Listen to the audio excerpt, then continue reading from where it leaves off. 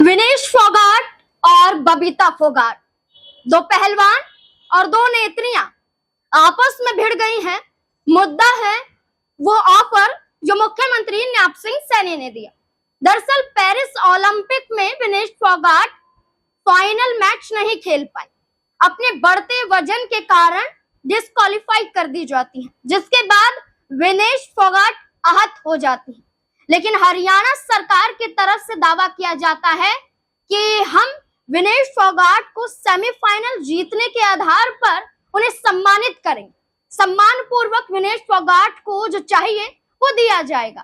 तीन बड़े विकल्प भारतीय जनता पार्टी की सरकार की तरफ से हरियाणा में न्याप सिंह सैनी ने दिए। विकल्प थे, या तो आप ग्रुप ए की नौकरी आप ले सकते हैं, या 4 करोड़ आप ले सकते हैं, या सरकारी प्लॉट आप ले सकते हैं।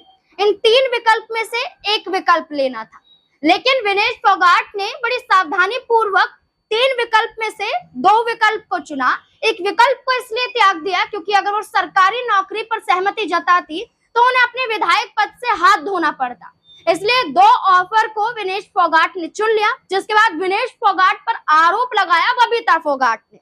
बबीता फोगाट ने आरोप लगाकर अपने पोस्ट के जरिए ये दावा किया कि विनेश फोगाट लालच से भरी हुई है, लालची है विनेश फोगाट। ये बड़े इल्जाम बबीता फोगाट ने लगाए।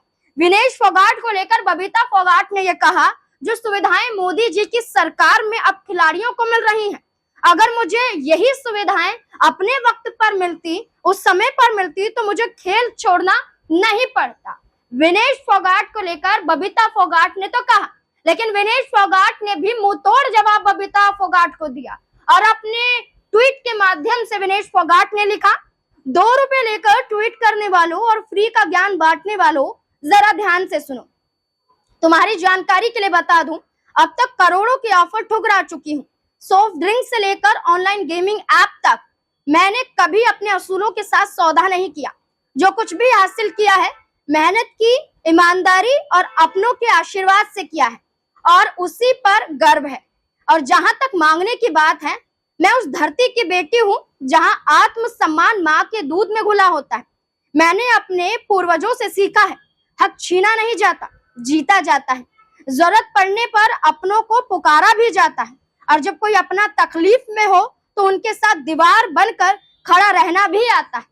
विनेश फोगाट ने जहां ट्वीट के माध्यम से बबीता फोगाट को ये चैलेंज दे दिया कि हम आपकी तरह नहीं हैं, हम अपने असूलों के पक्के हैं, हम कोई लालची नहीं है, हम कोई लालच नहीं रखते हैं, बल्कि हम असूलों के साथ सौदा नहीं करते हैं।